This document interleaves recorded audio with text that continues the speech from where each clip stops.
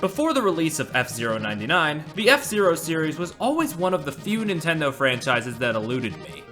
Not to say I wasn't interested, it's just that I never really felt the need to try out the games for too long. I played a bit of the SNES one, bumped off that one pretty quick. But hey, this one's free with Nintendo Switch Online, and it's a 99 type game. I can give the series another shot, see what's up.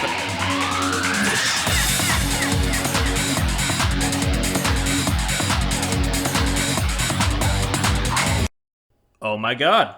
It's absolutely crazy what F-Zero 99 accomplishes here.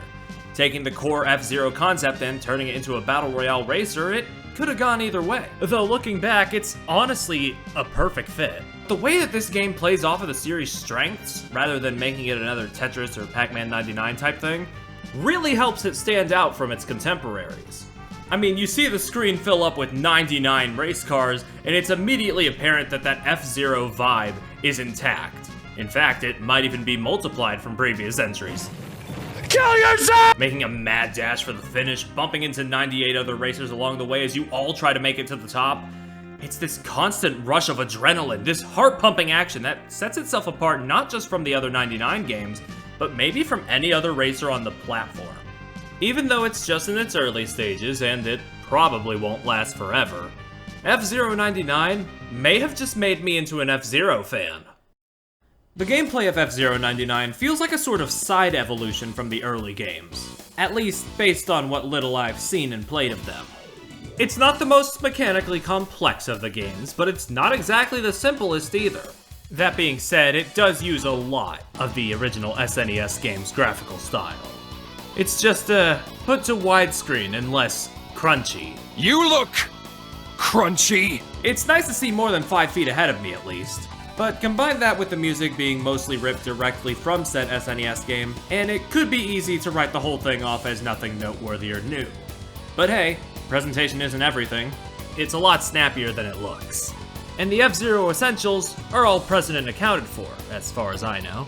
Going real fast, taking those tight turns, using your energy effectively, it's as fun as ever, but the 99 wrinkle really adds a certain spice to the game.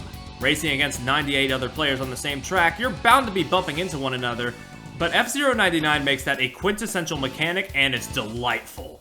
Not just with that pre-race launching space where you're all trying to get to the starting line first, though that bit is wonderful.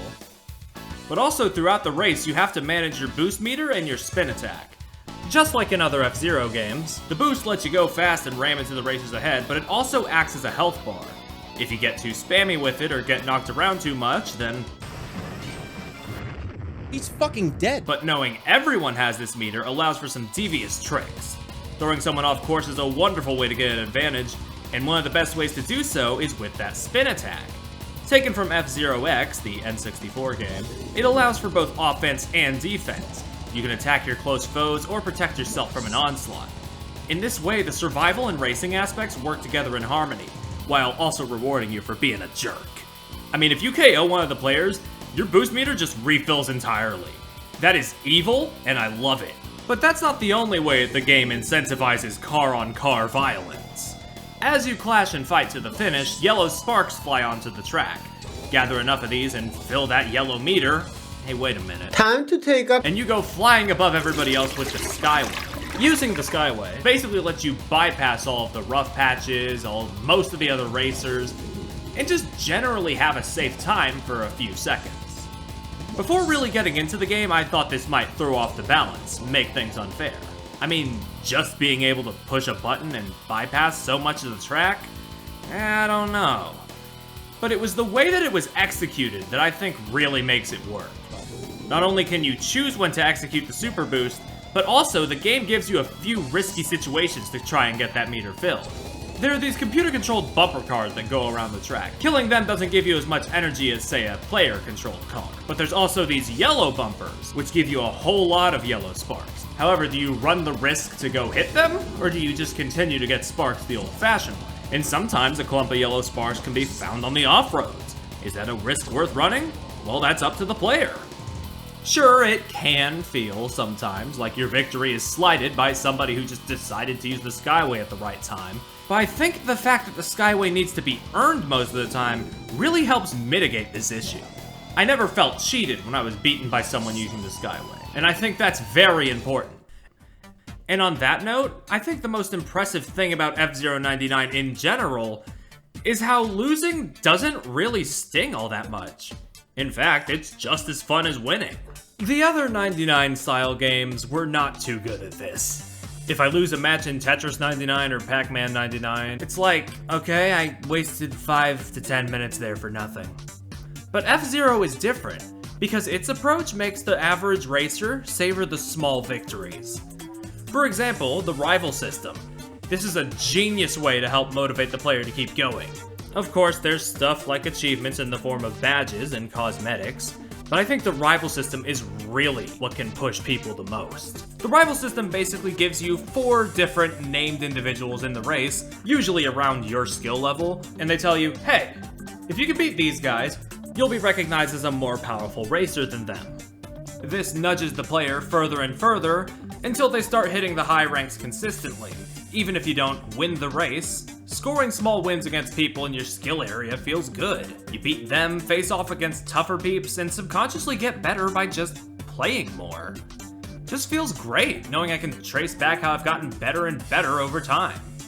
And it's not just the rivals you see the names of, you can see the name of whoever you're in proximity of. It's just a neat little thing that helps you realize that you're not... Is that Toby Fox? Really, I think the only losses that truly sting for me are the crash outs and rank outs. The former happens by going out of bounds or running out of boost meter, and like, that's my fault. Usually either by getting greedy or not doing well enough in the tracks and just bumping into everything. But the rarer rank outs just sting way more. Like, I couldn't stay ahead of the pack and now I'm being dragged out of the competition. No! No! That being said, all those harsh losses just make the victories that much sweeter. Ignore the fact that this is the only victory I've gotten at the time of this video. From using the best of the 99 formula and the best of the F-Zero formula, the game not only lives up to its namesake, but it also kind of exceeds it, which is great. And this is just the main race stuff. I haven't even gotten to, like, everything else. Let's get to everything else! There are 2 other things I wanted to make points about, and those are the extra modes and the online. The extra modes take up the second slot on the menu, and they're on a rotation. After a set amount of time, it'll switch. I'll start with my least favorite mode and work my way up. Team Battle is just kind of there. I don't hate it, but it's nothing special.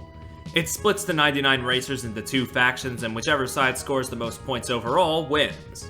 Points are gained by race placements, KOs, and just general attacks on other racers. My main problem is that it feels so disconnected from the point of F-Zero 99. The every racer for themselves feeling dissipates. Instead, you're fighting for a team that really can't even carry its own weight most of the time.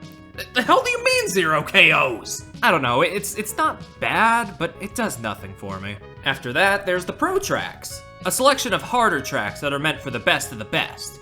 At the time of this video's release, the game only has 2, being Whiteland 1 and Port Town 2. They put Port Town 2 in here before Port Town 1, I wonder why that is. However, they're very fun. A welcome shakeup from the standard selection in normal races. And then we have the Grand Prix and the Mini Prix. These are excellent endurance matches, putting you in 3 to 5 races in a row. The cutoff for entering the next race gets more strict with each one, to the point where in the final track, Silence, it kind of feels like a victory lap. Even if it's the track I'm probably the worst at. It does feel a little weird that the big Grand Prix are only available every 2 hours, though it's partially made up for by them popping up every 30 minutes on weekends. Either way, it's a solid selection of modes, all complemented by some pretty decent online. No, seriously, the online here might be Nintendo's best, which I'm aware is not saying too much, but I have not experienced a single hitch, hiccup, or disconnect. Even when the connection signal bars show up, the game still runs basically perfectly. It's kind of impressive considering the very spotty track record this company has had. This is doubly nice for how packed the game has been in its opening weeks. I know things could change soon, but I'm impressed at how fast the lobbies fill up and how quick entering a match is. The only time it's taken a bit is like with team battles. I think most people know they're just kind of whatever. Even if I wish the lobbies would vote for a track that isn't Big Blue or Mute City, I'm glad it's so bustling right now. And hey, either way, we will get more tracks. They don't have all those coming soon slots in practice mode for nothing, so hopefully the pool opens up a bit in due time. To sum things up, there isn't much in F-Zero 99, but what's there has been gripping its hooks into me for hours. It's been very fun. But I suppose the question now would be, what's next?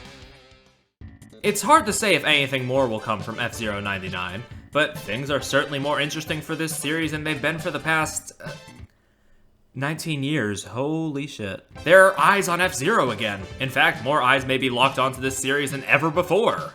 That's gotta count for something. Honestly, I see this game as not just a unique Battle Royale style game for Ninty's online service, but also as a test for this series to maybe come back into the limelight. I know, some of you are probably laughing at the idea. It's been so long, you're being too optimistic, but seriously, I think there's a chance. In the grand scheme of things, I think this game can only do good things for F-Zero's future. If it falls short, or if they only make Battle Royale F-Zero games from now on, then, hey, I guess I'm wrong. But they're giving things a go here, and they've made maybe the most accessible F-Zero game they could. And people are talking about it, that's the most important part. Who knows, if it's seen as enough of a success, maybe, just maybe, we'll see another new game in the coming years. Or at least a remake. But hey, even if that doesn't happen for a while, I got a few games in this series to check out in the meantime. F-Zero X and GX look particularly interesting, especially since the latter was made by the classic Super Monkey Ball developers. So, thank you, F-Zero 99. You've introduced me to a series that I can't get enough of.